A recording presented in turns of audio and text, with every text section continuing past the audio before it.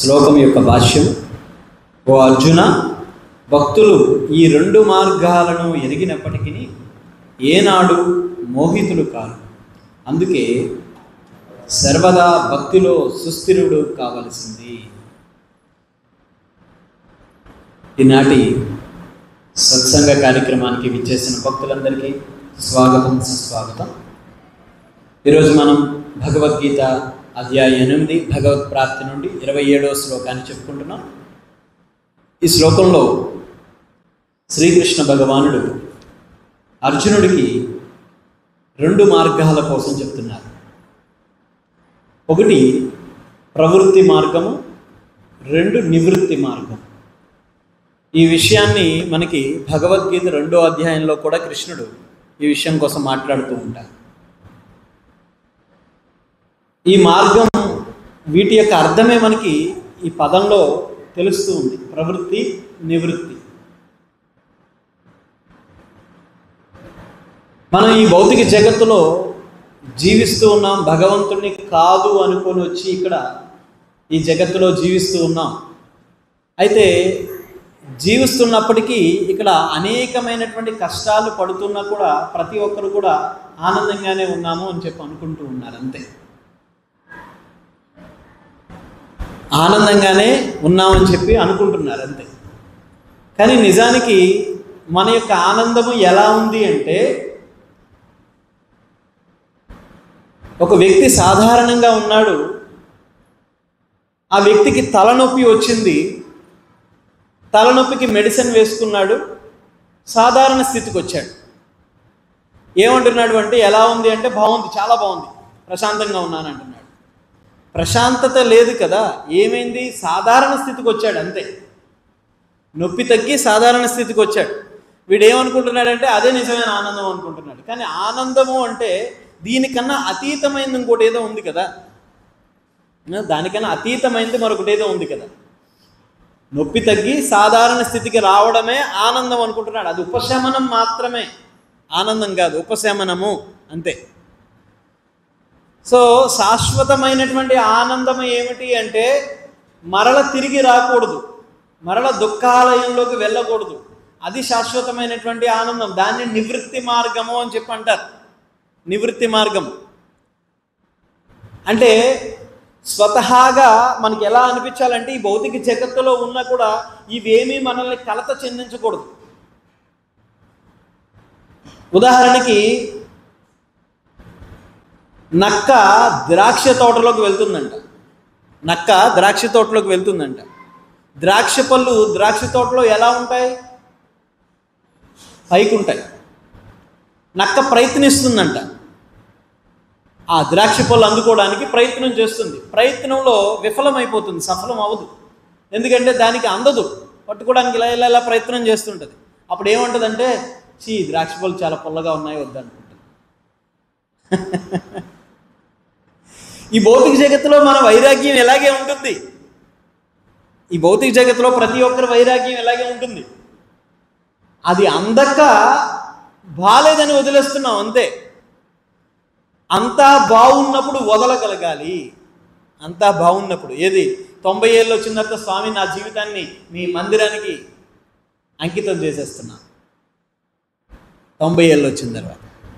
మరి మిగతా వయసులో 60 20 30 సమయంలో అంతా తిరిగేసి ఈ శరీరం అంతా భౌతికమైన కార్యకలాపాలకు వాడేసి అంతా అయిపోయిన తర్వాత అసలు అలాంటి మహానుభావులు ఎక్కడున్నారు? ఇప్పుడు 60లో కూడా ఇంకా ఏదో ప్రయత్నం చేయాలి, ఇంకా ఏదో ప్రయత్నం చేయాలి, ఇంకా ఏదో ప్రయత్నం చేయాలి, నక్కలాగా. చివరికి ఏమవుతుంది? ద్రాక్ష పళ్ళు పులుపు అని వదిలేస్తాం. కాబట్టి ఎప్పుడు మనం ఈ నివృత్తి మార్గానికి వెళ్ళగలుగుతాము అంటే, ఇక్కడ కృష్ణుడు చెప్తున్నారు, భక్తులు ఈ రెండు మార్గాలను ఎరిగినప్పటికీ ఏనాడు మోహితులు కాదు. అసలు ప్రవృత్తి లేదు, నివృత్తి లేదు. ఇదే ఈ భౌతిక జగత్తులో పాపము, పుణ్యము అనేటువంటివి 2వ అధ్యాయంలో కూడా కృష్ణుడు చెప్తారు. రాగద్వేష విముక్తేస్తు విషయ ఇంద్రియ స్మరణ. ఈ భౌతిక జగత్తులో రాగము, ద్వేషము అంటే ఈ ద్వంద్వాలతో కూడుకొని ఉంటుంది ఈ జగత్ అంతా కూడా.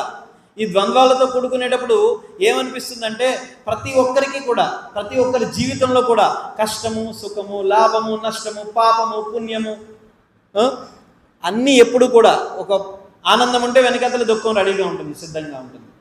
పాపము చేస్తే పుణ్యం కూడా వస్తుంది. పాపం చేస్తాం, దాని వెనకాతల పుణ్యం కోసం ప్రయత్నం చేస్తాం. పుణ్యం చేస్తాము, మళ్ళీ ఆ పుణ్యం సంపాదించినటువంటి పుణ్యంతో మళ్ళీ పాప ప్రవృత్తి చేయడానికి ప్రయత్నం చేస్తాం. సో కాబట్టి ఈ భౌతిక జగత్తు అంతా కూడా ఈ ద్వంద్వాలతో నిండుకొని ఉంటుంది, ఈ ద్వంద్వాలతో నిండుకొని ఉంటుంది. అది ఈ రెండు మార్గాలు ఎరిగినప్పటికీ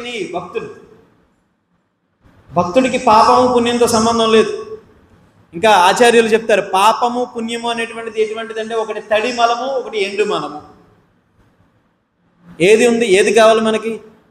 అసలు ఏది వద్దు, ఏదైనా మలమే కదా. పాపం సంపాదించినా పుణ్యం సంపాదించిన 99.999999% అందరూ పుణ్యం కోసమే చేస్తున్నారు భక్తి, అంతే. మేము మొన్నంతా యాత్రకు వెళ్ళాం, 2 రోజుల యాత్ర. ఆ గుళ్ళన్నీ పుణ్యం కోసం తిరిగే గుళ్ళే అవన్నీ. పుణ్యం వస్తుంది, ఇన్ని ప్రదక్షిణలు చేయాలి, పుణ్యం వస్తుంది, ఇన్ని వారాలు వెళ్ళాలి అక్కడికి. అందుకే గుళ్ళు ఖాళీ లేవు ఎక్కడ. కారణం పుణ్యం కావాలి ప్రతి ఒక్కరికి. పుణ్యం పుణ్యం పుణ్యం. ఎక్కడికి వెళ్తారు? క్షీణే పుణ్యం మత్స్యలోకం విశంతి. భగవద్గీత చెప్తుంది, నీ పుణ్యం క్షీణించిన తర్వాత మత్స్యలోకానికి వచ్చేస్తావు, నువ్వు మళ్ళీ పాతాళ లోకంలో పడాల్సిందే. పుణ్యం క్షీణించిన తర్వాత అక్కడ పడిపోవలసిందే. సో పుణ్యం అనుభవించే వరకే. ఆ తర్వాత నువ్వైనా సరే, బ్రహ్మ అయినా సరే, పిపీలకము చీమైనా సరే ఈ కింద పడిపోవలసిందే, ఆ పుణ్యం క్షీణించిన వెంటనే. సో కాబట్టి భక్తులు ఈ 2 మార్గాల్ని ఎంచుకోరు. పుణ్యం వద్దు, పాపం వద్దు భక్తుడికి. రాగమొద్దు, ద్వేషమొద్దు, రాగమొద్దు, ద్వేషమొద్దు, వీటికన్నిటికన్నా అతీతమైనటువంటిది కావాలి. అందుకే భక్తుడు దీన్ని చూసి మోహితుడు అవ్వకూడదు. భక్తులు కూడా పరిగెట్టకూడదు. వాళ్ళందరూ వెళ్ళిపోతున్నారు స్వామి, నేను కూడా 7 వారాలకు వెళ్తాను, పరిగెట్టకూడదు. నువ్వు భక్తుడివే కాదు అట్లా పరిగెట్టావంటే. నువ్వు ఇంకా ఆ పూజ, ఈ పూజ, ఆ దానాలు, ఈ దానాలు, ఆ అమావాస్య పూజలు, ఈ అమావాస్య పూజలు పెట్టుకున్నావంటే నువ్వు భక్తుడివే కాదు. భక్తుడంటే కృష్ణుడు భగవద్గీతలో చెప్తున్నాడు, సర్వధర్మాన్ పరిత్యజ్య మామేకం శరణం వ్రజ. ఇంత క్లియర్గా చెప్తున్నాడు కృష్ణుడు. మామేకం, నాకు ఎవరైతే శరణాగతి పొందుతారో అటువంటి వాడికి నేను మోక్షాన్ని ఇస్తాను. నువ్వు అన్ని కాళ్ళు పట్టుకొని, అన్ని చేతులు పట్టుకొని కృష్ణ నువ్వే నాకు గతి అంటే ఎట్లా కుదురుతుంది? ఒక చెట్టుకి నీళ్లు పోయాలి, సమృద్ధిగా ఎదగాలి అంటే కాండానికే వెయ్యాలి. ఆకుకి, కొమ్మకి, రెమ్మకి, పువ్వుకి, కాయకి, పండుకి వేస్తే చెట్టు ఏమి ఎదగదు. సో చెట్టు సమృద్ధిగా ఎదగాలి అంటే కాండానికి వెయ్యాలి. ఆ కాండం అంటే తెలుసుకున్నాం మనం. కృష్ణుడు సమస్త కారణములకు కారణమైనటువంటి వాడు అని సకల శాస్త్రములు చెబుతూ ఉన్నాయి. బ్రహ్మగారు చెప్తున్నారు, ఈశ్వర పరమ కృష్ణ సచ్చిదానంద విగ్రహ అనాదిరాదిర్ గోవింద సర్వకారణ కారణం. అన్ని కారణములకు కారణమైన వాడు ఆ శ్రీకృష్ణ భగవానుడు అని మనకి బ్రహ్మగారు చెప్తున్నారు. బ్రహ్మ సంహితలో శాస్త్రం చెప్తుంది. మరి ఇవన్నీ పట్టుకొని నువ్వు అన్నీ పట్టుకుంటానంటే ఎట్లా కుదురుతుంది? సో కాబట్టి భక్తుడైనటువంటి వాడు మోహము, మోహం అంటే అర్థం ఏంటో తెలిసే, పిచ్చితనం, మోహానికి గురైపోవడం. మన కంటికి ఎప్పుడు కనిపించేది ఏది నిజం కాదు. నువ్వు కంటితో కానీ చూసావంటే ఖచ్చితంగా ఎక్కడో పప్పులో కాలేసినట్టే. మన కళ్ళు మనల్ని మోసం చేస్తూ ఉంటాయి. తెలుసా? ఎప్పుడన్నా మీ చేతిలో ఫోన్ పోయింది, ఫోన్ ఎవడు ఫోన్ చూసినా ఏది నా ఫోన్ లాగే ఉంటుంది అంటాం లేదా? ఎవరు ఫోన్ చూసినా మన ఫోన్ లాగే కనిపిస్తుంది. వాడి ఫోన్ చెక్ చేసేట వరకు ఇక్కడ ఆకలి తీరదు, మనకి నిద్ర పట్టదు. ఎందుకంటే మన కళ్ళు మనల్ని, ఎందుకంటే మన ఇంద్రియాలు అసమర్థమైనటువంటి ఇంద్రియాలు. శాస్త్రం చెప్తుంది మన ఇంద్రియాలు అసమర్థమైన ఇంద్రియాలు. మన కళ్ళు ఇప్పుడు ఆ కొండ చివరి వరకు నేను చూడగలుగుతున్నాను, ఇది ఉంటే, ఇది లేకపోతే ఏం చూడలేను. ఇది లేకుండా చూసేవాళ్ళు ఉంటారు. కానీ ఎవరికైనా సరే ఎంతవరకు చూడగలుగుతారు? మన కళ్ళు కొంతవరకే చూడగలుగుతాయి. ఆ బయట ఆ చివరికి వెళ్ళిన తర్వాత మనం సముద్రపు ఒడ్డున కూర్చున్నట్లయితే సముద్రము ఆకాశము ఒక చోట కలిసినట్టు ఉంటుంది. అది నిజమా? కాదు కదా. దాని అవతల ఇంకొకటి ఉంది కదా, ఏదో ఒకటి ఉంది కదా, ఏదో ఒక ఊరో ఏదో ఒకటి ఉంది కదా. మన చెవులు కొంతవరకు మాత్రమే వినగలుగుతాయి. ఏ శబ్దాన్ని దేంతో పోలుస్తారు? దేంతో కొలుస్తారు? ఏమ్మా?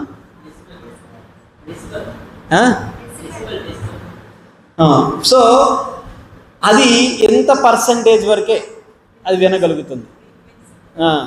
అంతవరకు వినగలుగుతుంది. అంతకన్నా పెద్ద శబ్దము వస్తే ఈ చెవులు తట్టుకోలేవు. అంతకన్నా చిన్న శబ్దం వస్తే ఏం వినిపించదు కూడా.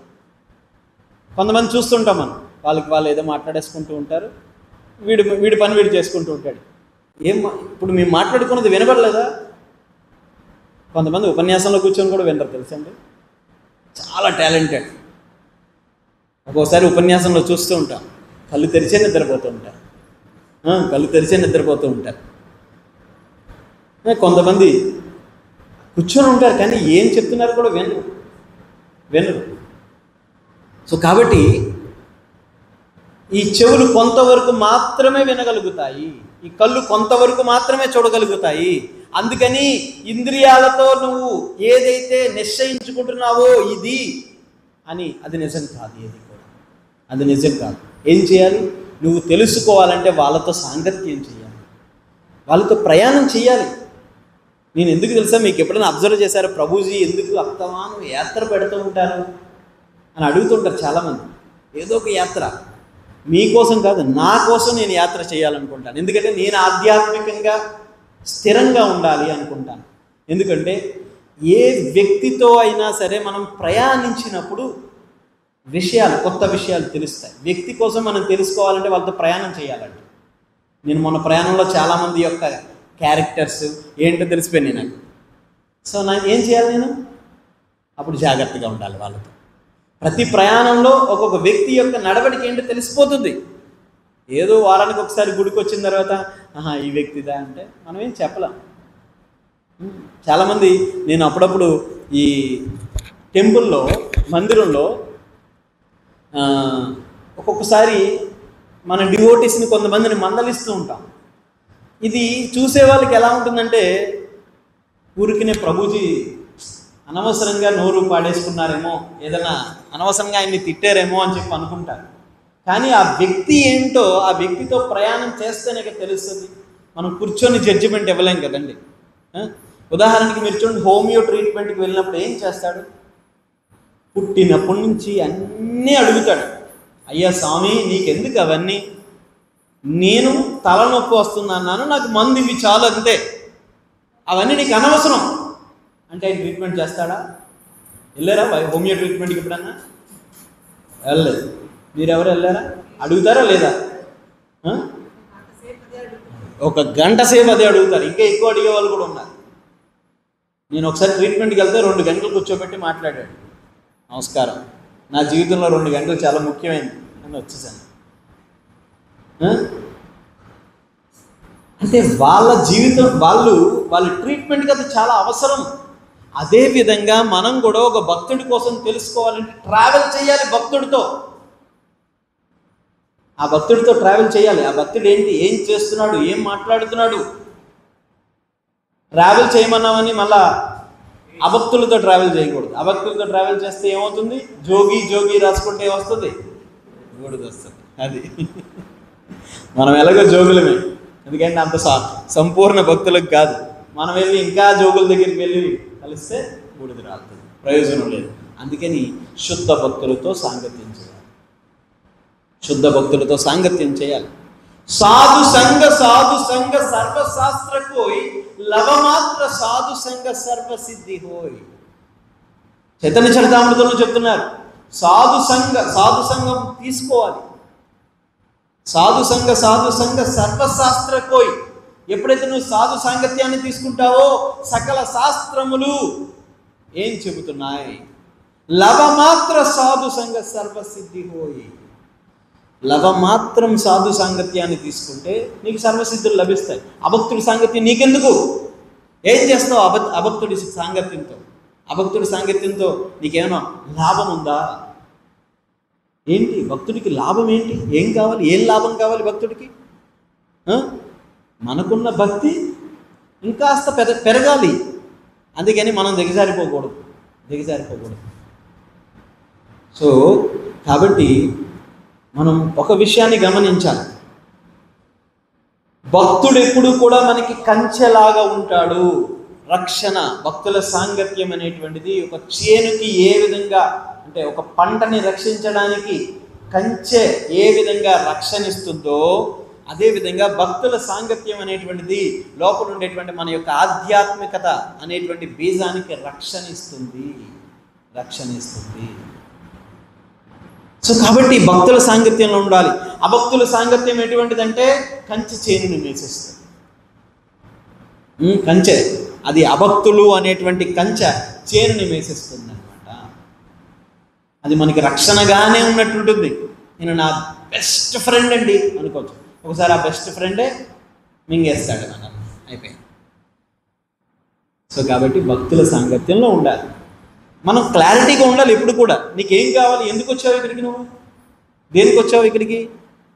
ఆధ్యాత్మికత నేర్చుకోవడానికే కదా. సో భక్తుల సాంగత్యం వచ్చాయి.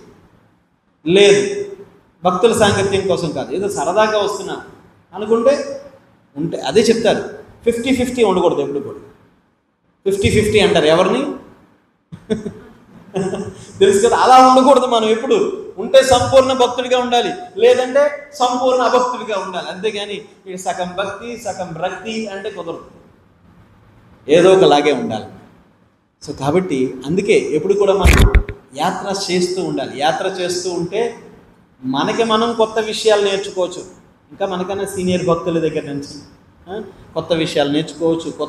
కొత్త విషయాలన్నీ కూడా. రేపు మేము బృందావనం వెళ్తున్నాం. ఆ బృందావనము ఎంత అద్భుతమైనటువంటి ప్రదేశం అంటే, బృందావనం అనేటువంటిది ఈ భౌతిక జగత్తుకి సంబంధించిన ప్రదేశం కాదంట. మీరందరూ విన్నారో లేదో తెలియదు, మరి నాకైతే బృందావనం కోసం బృందావన మహత్యం మహిమామృతం ఏం చెబుతుంది అంటే, ఈ బృందావనం అనేటువంటి ప్రదేశం ఏదో గడిచిన ద్వాపర యుగంలో పుట్టినటువంటి ప్రదేశం కాదు. సత్యయుగంలో హిరణ్యాక్షుడు ఈ భూమిని తీసుకెళ్ళి కారణ సముద్రంలో పడేశాడు. తీసుకెళ్ళి మనందరికీ తెలుసు. వరాహ అవతారంలో మనం గతంలో కూడా చెప్పుకున్నాం. గత వారంలో ఇప్పుడు వరాహ జయంతి వచ్చినప్పుడు కూడా మనం చెప్పుకున్నాం. ఆ భూమిని తీసుకెళ్ళి అందులో పడేశాడు.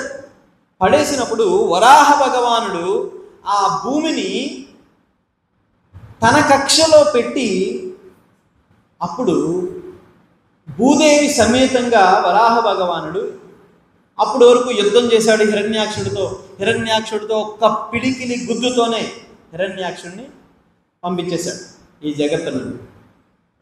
అంతసేపు యుద్ధం చేసి ఇవన్నీ చేసిన తర్వాత ఆయన చాలా ప్రశాంతమైన ప్రదేశంలోకి వెళ్ళాలి అనుకున్నాడంట. అసలు బ్రజభూమి బృందావనం ఈ జగత్తుకి రావడానికి నాంది ఎక్కడ పడిందో తెలుసండి?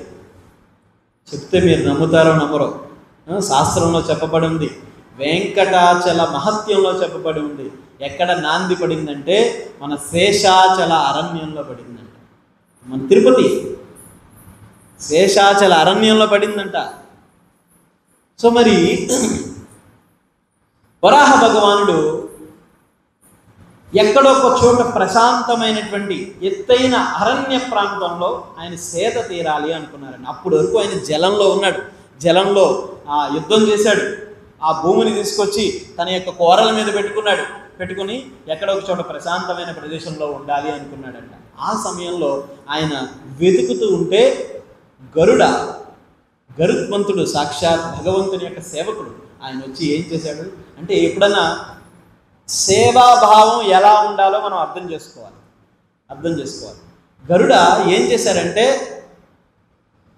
వెంటనే ఆధ్యాత్మిక జగత్తు అయినటువంటి శ్రీవైకుంఠం నుండి నేరుగా ఒక పర్వతాన్ని తీసుకొచ్చి ఒక పర్వతాన్ని తీసుకొచ్చి ఆ శేషాచల అరణ్య ప్రాంతంలో పెట్టేశాడంట.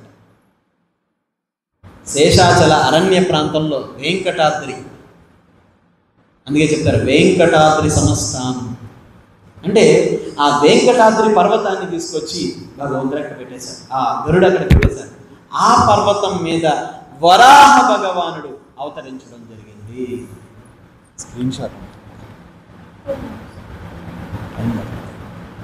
రికార్డ్ అవుతుంది అక్కడ.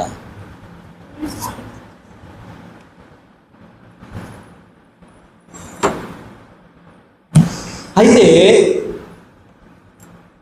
ఇక్కడ మనం ఒక విషయాన్ని గుర్తించాలి. ఏంటి ఆ విషయం అంటే, యజమాని తన యొక్క ఊహలో అనుకున్నాడంతే, ఈ జగత్తులో ప్రశాంతమైనటువంటి ప్రదేశంలో ఆయన కూర్చోవాలనుకున్నాడు అంతే. వెంటనే సేవకుడు ఏం చేశాడు? వెతికి తెచ్చేశాడు. ఇది సేవకుడి యొక్క లక్ష్యం. ఆయన ఊహలో అనుకున్నాడు అంతే, 10 సార్లు చెయ్యండి చెయ్యండి చెయ్యండి. ఏంటి ఆ యుగం అంతా చెప్తూనే ఉండాలి స్వామి, సత్యయుగంలో పని అవ్వలేదు, త్రేతాయుగంలో పని అవ్వలేదు, ద్వాపరయుగం. ఎక్కడైనా చూసారా మీరు? ఎక్కడైనా చూసారా భగవంతుడు మత్స్య కూర్మ వరాహ నృసింహ అవతారాల్లో అవతరించినప్పుడు ఎక్కడైనా ఆయన కోసం ఆయన సేవకులు నేను చెయ్యను అని అన్నారా? ఎక్కడ లేదు. పరశురామ రామ బలరామ, పరశురామ రామ ఏ అవతారంలో ఎక్కడైనా చూసారా? రాముడు అరణ్యంలోకి ప్రయాణిస్తున్నాడు అంటేనే మనం విన్నాం. సత్యగోపినాథ్ ప్రభుజీ ఉపన్యాసం చెప్పారు ఆ రోజు మంగళహారతిలో. ఏం చెప్పారు? పడవ నడిపేటటువంటి వ్యక్తి ఎంత సిద్ధంగా ఉన్నాడు, సేవ చేయడానికి ఎంత సిద్ధంగా ఉన్నాడు. భగవంతుని పాదాలని కూడా కింద మోపలివ్వలేదు. యూట్యూబ్లో ఉంది ఉపన్యాసం, వినండి, నా ఛానల్లో పెట్టాను నేను. భగవంతుని పాదాన్ని కూడా కింద మోపనివ్వలేదు. ఆయన సిద్ధంగా ఉన్నాడు. ఆయనేమి ఎడ్యుకేటెడ్ కాదు, ఆయనేమి శాస్త్రాలు తెలియదు, ఆయనేమి పరమ భాగవతోత్తముడు ఏం కాదు. అయినా సరే భగవత్ సేవ చేయడానికి సిద్ధంగా ఉన్నాడు. అలాగే బలరాముడిగా అవతరించినప్పుడు, కృష్ణుడిగా అవతరించినప్పుడు, భగవంతుడు ఏ అవతారంలో అవతరించినా కూడా తన సేవకులు సిద్ధంగా ఉన్నారు. ఎందుకంటే ఆయన యొక్క భగవంతుని యొక్క సేవ లేకపోతే భక్తుడు ఒక్క క్షణం కూడా ఉండలేడు. నువ్వు సేవ లేకుండా ఉండగలుగుతున్నావంటే అసలు భక్తి లేదు మన దగ్గరే. సేవ లేకపోతే మన జీవితం వ్యర్థం, శూన్యం. కాబట్టి భగవంతుడు కోరుకున్నాడు, వెంటనే గరుడు తెచ్చిచ్చేశాడు ఆ పర్వతాన్ని. ఆ పర్వతం మీదే వరాహ భగవానుడిగా వెంకటేశ్వర స్వామి కన్నా ముందు ఆయన అవతరించాడు. మరి గరుడ తెచ్చినందుకు గిఫ్ట్గా భగవంతుడు ఏమిచ్చాడంటే, గరుడకి నీ పేరుతో ఒక పర్వతాన్ని ఇస్తున్నారు, గరుడాద్రి అనే పర్వతాన్ని ఇచ్చేశాడు. అప్పుడు లక్ష్మీదేవి చక్కగా స్వామి ప్రశాంతంగా కూర్చున్నాడు. లక్ష్మీదేవి అంటుంది, స్వామి ఇప్పుడంటే నువ్వు రక్షించావు, మరలా ఇలాంటి రాక్షసులు పుట్టబోరా, మరలా నాకు ఇబ్బంది కలిగించరా, అందుకని నాకు ప్రశాంతంగా ఉండేటువంటి ప్రదేశం ఒకటి కావాలి. అందుకని భగవంతుడు ఆమెకి ఒక ప్రదేశాన్ని బహుమతిగా ఇస్తున్నాడు. ఆ ప్రదేశం ఏంటంటే వ్రజభూమి. ఇది గోలోక బృందావనం నుంచి తీసుకొచ్చి నీకు ఇస్తున్నాను, ఈ వ్రజభూమిని తీసుకో అని భూదేవి ఆనందంగా ఉండడం కోసం ఆ వ్రజభూమిని. మనం చూడండి, మనం కూడా మంచి బట్టలు వేసుకుంటే ఎంత ఆనందిస్తాం మనం. మంచి బట్టలు వేసుకుంటే, మంచి నగ వేసుకుంటే ఎంత ఆనందిస్తాం మనం. అదేవిధంగా భూదేవికి ఆభరణం అంట వ్రజభూమి అంట. ఆ భూదేవి మీద వ్రజభూమి ఉండడం భూదేవికి ఆభరణం అంట. భూదేవికి ఒక వస్త్రం లాంటిదంట, భూదేవికి ఒక మణి లాంటిదంట ఆ వ్రజభూమి. సో ఆ విధంగా బృందావనం అనేటువంటి వ్రజభూమి భూమికి ఆవరణ, భూమిలో అంటే భూమితో పాటు ఉన్నటువంటి ప్రదేశం కాదది, భూదేవికి బహుమానంగా ఇచ్చినటువంటి ప్రదేశం భగవంతుడు. అటువంటి వ్రజభూమిలో అడుగు పెట్టాలంటే టికెట్ తీసుకుంటే వెళ్ళగాలి. ఎట్లా వెళ్ళగలుగుతాం? భగవంతుడి యొక్క నిర్ణయం ఉండాలి. తప్తకాంచన గౌరాంగి రాధే బృందావనేశ్వరి వృషభానుసుతే దేవి ప్రణమామి హరిప్రియే. ఆ హరిప్రియ, ఆ రాధారాణి యొక్క పర్మిషన్ ఉంటేనే నువ్వు బ్రజభూమిలో అడుగు పెట్టగలుగుతావు. ఇంకా ఆచార్యులు చెప్తున్నారు, శ్రీల ప్రభుపాదుల వారు చెప్తారు, ఇది బ్రజభూమితో సమానం. ఎందుకంటే కృష్ణుడు ఇక్కడ ఉన్నాడు. నువ్వు ఎటువంటి చెడు దురుద్దేశంతో ఇక్కడికి వస్తే భగవంతుడు రాధారాణి క్షణకాలం కూడా ఇక్కడ ఉంటాడేమో. ఎందుకు భక్తులందరూ వస్తున్నారు పోతున్నారు. ఎందుకు? ఆయారాం గయారాం చాలామంది ఎందుకు వస్తున్నారు? నీ భావన రాధారాణిని సంతృప్తి పరిచేలా లేదు, అందుకు ఇక్కడ ఉండలేవు. నువ్వు క్షణకాలం కూడా ఉండలేవు. కారణాలు చూపించుకుంటాం మనం, అంతే. కారణాలు చూపించుకుంటాం, అనేకమైన కారణాలు చూపించుకుంటున్నాం. నాకు ప్రభుజీ మాటలు నచ్చలేదు, మాతాజీ యొక్క చేష్ట నచ్చలేదు, లేదంటే శ్రీదేవి మాతాజీ వంట నచ్చలేదు, లేదంటే స్మరణరాధిక మాతాజీ మాటలు నచ్చలేదు, లేదంటే సత్యరూపిణి మాతాజీ మాట కొద్దిగా కడువుగా మాట్లాడతారు, అందుకే నాకు నచ్చలేదు. ఇవన్నీ కారణాలు వెతుక్కుంటాం, కానీ అసలు కారణం ఏంటంటే నీకు అర్హత లేదు ఇక్కడ ఉండడానికి. సింపుల్ అంతే. నీకు అర్హత లేదు. రాధారాణి ఇక్కడికి రానివ్వట్లేదు నిన్ను. ఇక్కడ ఇది బ్రజభూమి, బృందావనంలో ఎవరికి అధికారం ఉందంటే, ఎవరికైతే కృష్ణుడి పట్ల అపారమైన ప్రేమ ఉంటుందో అటువంటి వ్యక్తికి మాత్రమే ఇక్కడ ఉండే అర్హత ఉంది. బ్రజభూమి అంటే యావత్తు భూమండలానికి హృదయం లాంటిది ఏమిటంటే బ్రజభూమి. అలాగే ఈ ప్రదేశానికి హృదయం ఏమిటంటే ఈ మందిరము బ్రజభూమితో సమానము. ఇక్కడ రాధారాణి ఇన్ఛార్జ్, రాధారాణి అధిపతి. రాధారాణి పర్మిషన్ లేకుండా ఎవడు ఉండలేడు. సో రాధారాణి ఎవరైనా వెళ్ళిపోతున్నారంటే అర్థం రాధారాణి యొక్క కృప పోయినట్టే. ఎందుకంటే అపరాధం చేస్తూ ఉన్నావు. అపరాధం చేస్తే రాధారాణి క్షణకాలం కూడా క్షమించదు. అందుకని ఆ భావన ఉంటే మనలో తొలగించుకోవాలి. మనం ఎప్పుడు కూడా ఒక భక్తుడి కోసం మాట్లాడుకోకూడదు. భక్తుడి కోసం మంచిగా మాట్లాడడానికి ప్రయత్నం చేయాలి. మనం ఒక వ్యక్తిని చూడగానే నీకేం కనబడాలి? ఆ వ్యక్తి కోసం ఏం కనబడాలి? ఆ వ్యక్తిలో మంచి క్వాలిటీ కనబడాలి. మనం ఎప్పుడు ఆరోగ్యంగా ఉన్నట్టు తెలుసండి, ఆ వ్యక్తిలో మంచి క్వాలిటీ కనిపించినప్పుడు. ఆరోగ్యం అంటే ఏంటి? ఆధ్యాత్మిక ఆరోగ్యం. నువ్వు ఆధ్యాత్మికంగా ఆరోగ్యకరంగా ఉన్నావు అంటే దాని అర్థం ఏంటంటే ఆ వ్యక్తిలో చూడగానే, జగదీష్ ప్రభు ఆయన చూడగానే ఏం కనబడాలి మనకి? ఆహా, లడ్డు కొన్నారు, ఆయన భలే ఉంది అని కనబడాలి. అంతేగాని ఏం కనిపించాలి?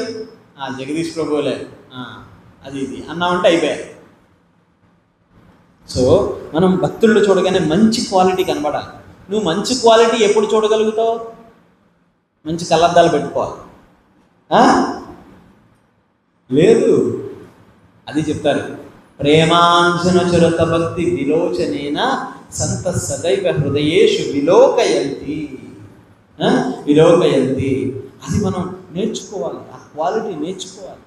ఇక్కడ అందుకు చెప్తారు, భక్తులు ఈ రెండు మార్గాలు ఎరిగినప్పటికీ ఎప్పుడు మోహితులు కారంట. ఎప్పుడు మోహితులు కాదు. పాపమొద్దు, పుణ్యమొద్దు, మనకి రాగమొద్దు, ద్వేషమొద్దు. మనకు కావాల్సిందేంటి? కృష్ణుడి పట్ల అపారమైన ప్రేమ, కృష్ణ సంతృప్తి కావాలి, కృష్ణ ప్రియము కావాలి. కృష్ణుడికి ప్రియం కానిది ఏది చేయకూడదు. మనం అలా ఉండగలిగితేనే మనం ఆనందంగా ఉండగలుగుతాం. హరే కృష్ణ. ఏం డౌట్స్ ఉన్నాయా? సందేహాలు?